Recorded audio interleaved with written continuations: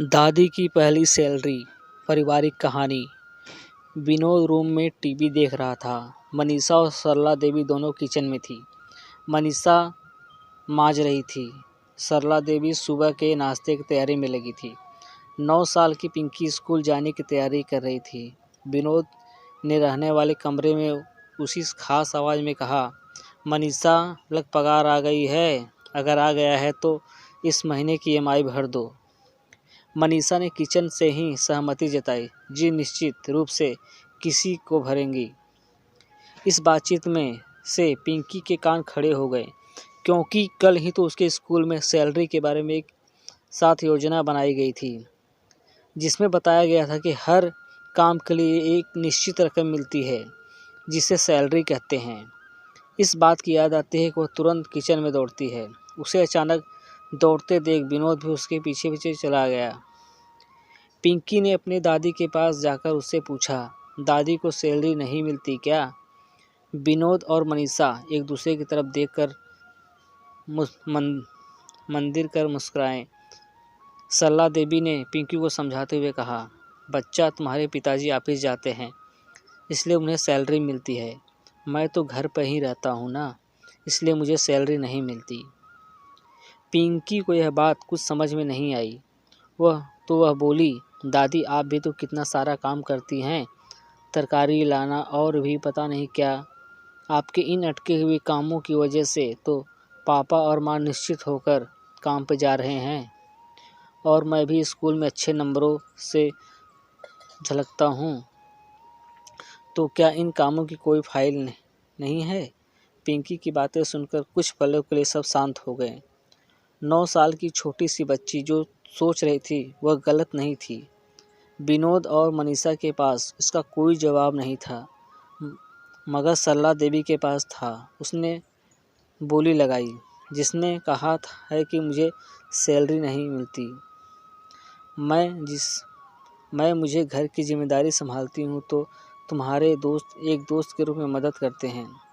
तुम्हारे माँ के मित्र मेरे लिए वह सैलरी है। मुझे पैसों की ज़रूरत है और मैं तुम्हारे पापा को बोलती हूँ तो बिना यह जाने कि मैं उनका क्या कर लूँ, वह मुझे झट से पैसे कर देते हैं।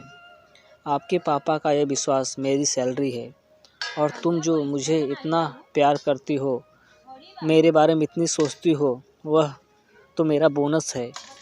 अब बताओ, मुझे क्या किसी से कम सैलरी मिलती है? दादी की बात सुनी पिंकी उदास दादी के गले से लग बोली, अरे वाह दादी, आप तो बहुत अमीर हैं। सबके चेहरे पर बड़ी मुस्कान आई।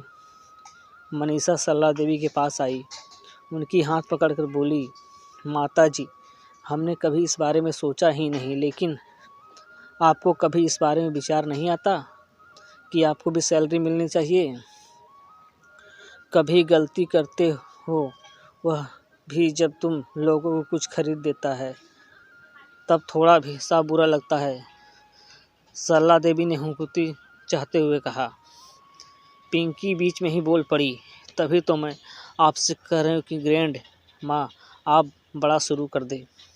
विनोद और मनीषा सरला देवी की तरफ देखे। यह क्या माजरा है मामा? विनोद ने पूछा।